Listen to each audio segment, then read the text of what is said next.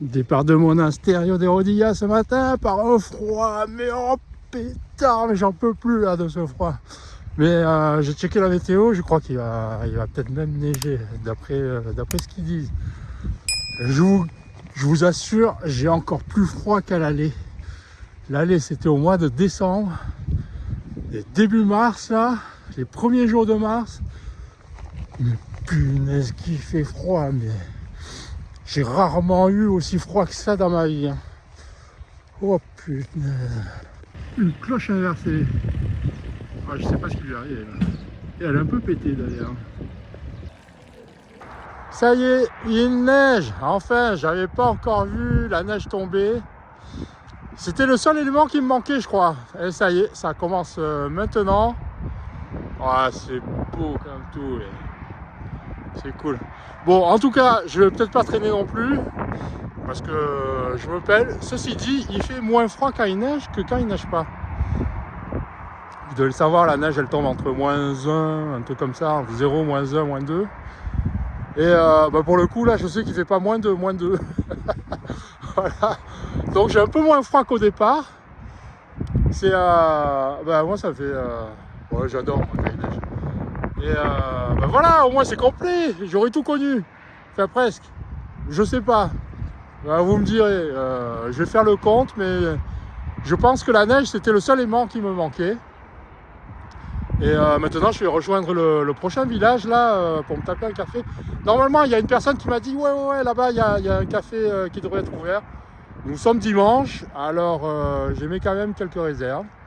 Mais ceci dit c'est pas très loin, donc je vais continuer ma petite marche sous la neige. Avant que ça soit... Bon c'est de la petite neige pour l'instant, mais quand je vois les... Ouais, là-bas ça doit être un peu plus costaud. Quelle chance, le café était ouvert. Enfin il est ouvert. Et je vais peut-être avoir la chance de trouver une boulangerie ouverte là où je vais. Mais par contre, il faut que je me grouille parce que apparemment, j'ai demandé, elle fermerait à 3 heures. Et il me reste 3 heures de marche. Et il est midi. C'est pas une église, c'est une cathédrale ça. Elle est belle. Oh. Jolie cette place là. Ah oh, regardez ça. Quand tous les platanes seront feuillus, là, ça fait une super place ombragée. Là. Non, c'est pas la place principale de Bribiesca. Un truc comme ça. Petite pluie ce matin au départ de Bribiesca. Ouais, c'est ça, Bribiesca. Direction Pancorbo, qui se trouve à 25 km, un truc comme ça. Donc une étape, bon, ça va être gentil. J'en ai pour quelques heures. Petite pluie donc, après un peu de neige d'hier. J'espère que ça va pas trop durer, mais bon, c'est comme ça. Alors, pour Bribiesca, une ville, je suis un peu mitigé. Taille, petite ville, hein, c'est ville quand même, commerce, mais elle donne l'impression, en fait cette ville, elle donne l'impression que... En fait c'est par là, elle donne l'impression que c'était... à une période de son existence, mais il n'y a pas si longtemps que ça, je crois. Un certain poumon économique de la zone, je pense une zone agricole, parce que j'ai vu de très gros silos appartenant au ministère de l'agriculture espagnol, mais malheureusement qui ont totalement été abandonnés.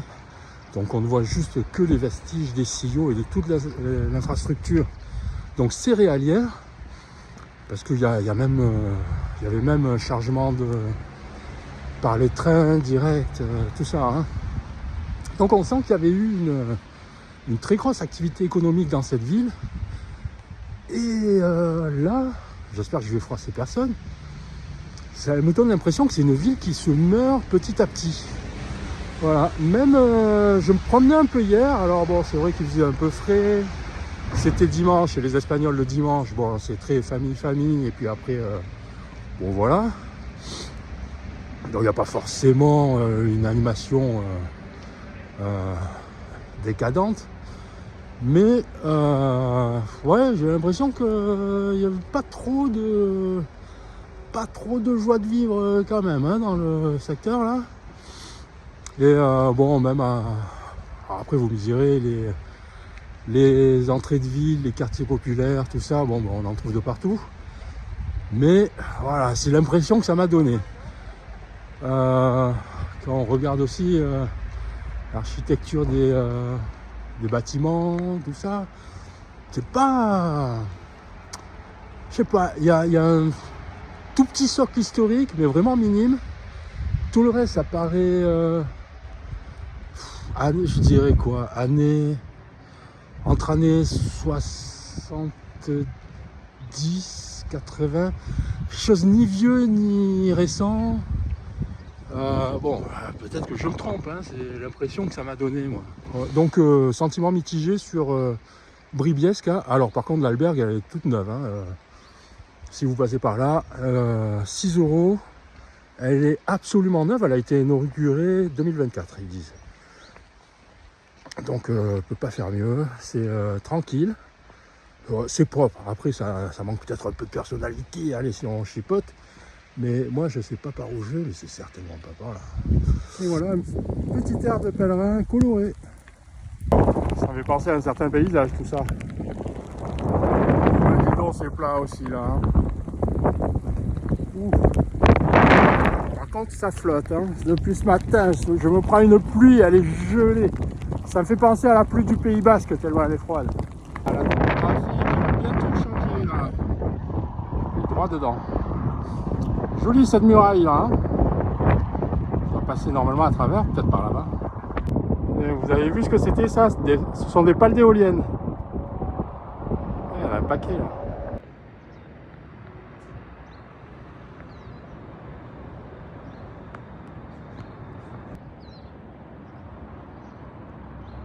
Toujours sur le Camino Basco de l'intérieur, redémarrage depuis Pancorbo, direction Miranda de Ebro.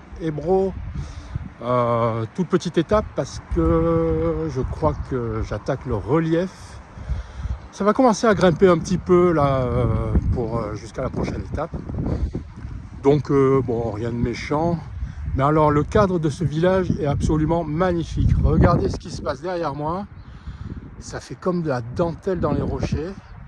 Et c'est tout autour.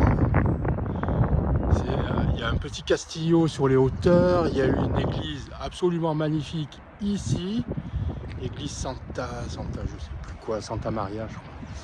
Enfin bref, très joli petit village rural avec quelques vestiges du Moyen-Âge. Bon, le seul petit bémol, c'est que bon, il y a la voie ferrée qui passe juste à côté, une autoroute un peu plus haut, une grande nationale entre les deux. Je pense que c'est un des passages un peu obligés pour rejoindre le nord de l'Espagne par ce tracé, puisque ça chemine entre les petites murailles de rochers que je viens de vous montrer. Voilà, donc démarrage gentiment. Et je vous retrouve un peu plus tard. Et puis s'il y a des jolies choses en plein milieu, depuis hier en fait, depuis que je suis arrivé, il faisait encore un peu jour. Voilà, c'est cool, il pleut pas, il neige pas, il fait pas trop froid, ça va, j'ai pas encore mis mes moufles. J'étais en train de regarder sur les rochers là. Il y a plein de... Enfin plein. Il y a quelques rapaces là qui survolent, c'est toujours très beau à regarder. Ces sortes de planeurs. Là. Et tiens, il y en a un énorme. Alors je sais pas du tout ce que c'est comme rapace, hein, mais alors c'est gigantesque. Mais j'ai l'impression qu'il y a une via ferrata, regardez ça, un pont de singe. Ça j'ai vu d'autres là. Oui, il y a des petits passages là. Encore un là. Ah, ça doit être pas mal ça, une petite via ferrata là-dedans. Là. Et regardez encore ce cadre, il est simplement magnifique. Voilà, comme je vous disais, Pancorbo en bas.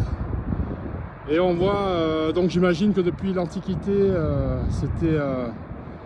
ce chemin-là était une voie de passage pour les échanges commerciaux. Hein. Jusqu'à présent, puisque là on peut voir qu'il y a une énorme autoroute Une grosse nationale en dessous, alors qui est beaucoup moins fréquentée que l'autoroute, bien entendu. La voie ferrée. Et alors depuis mon départ, je vois toutes les grosses boîtes dans le coin, les très grosses entreprises alors production de fertilisants agricoles. Et vous voyez les silos là, les gros silos comme ça là-bas.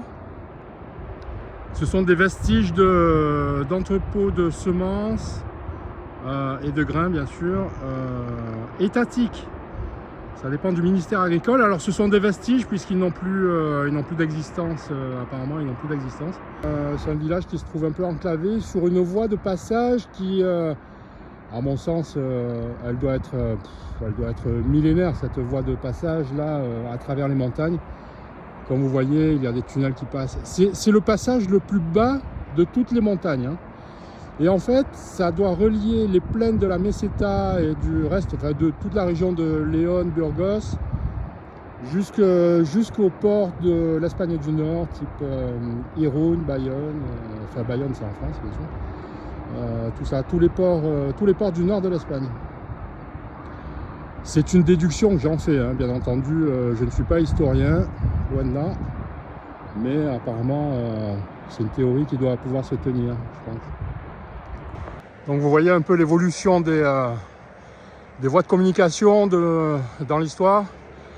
Ça part d'un chemin de Compostelle. Enfin, je ne sais pas si c'est un chemin de Compostelle en fait. En fait, la voie comment elle s'appelle, la voie Basco de l'Intérieur ou via Bayona, chose que je ne savais pas, j'ai appris ça il y a 2 ou 3 jours. Je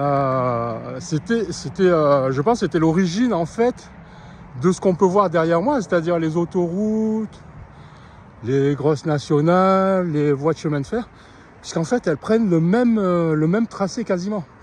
Bon là je me coltine la montagne, hein. Mais putain, grimper dès le matin là, ça fout droit quoi. Et en plus je vais dans la brume. Mais c'est marrant de voir un peu l'évolution. Les voies de communication changent, mais le tracé reste le même.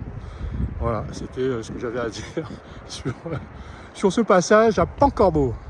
Oh punaise, je sais pas comment je me suis débrouillé là.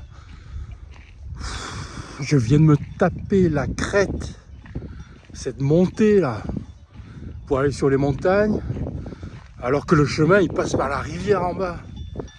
Putain, je suis obligé de faire un détour de je sais pas combien là pour rattraper le chemin en fait.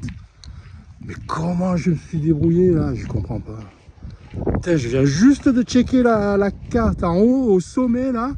Je suis en train d'admirer la vue, tranquille. Je me dis tiens, je vais jeter un petit coup d'œil à la carte pour voir où est-ce que je vais. Mais en fait, c'est pas là du tout quoi. Bon, ceci dit, le paysage est agréable. Je crois que je peux rattraper. Ça me fait faire un détour de quelques kilomètres. Mais oh là là, mais... Et en plus, hier, je regardais, je me dis, ah bah c'est chouette, je vais suivre la rivière. Mais pourquoi je suis monté, quoi? Bon, en tout cas, il n'y a pas de hasard, comme on dit. Si je suis monté, c'est bien pour une raison, bah, c'était pour admirer la vue, hein, tout simplement.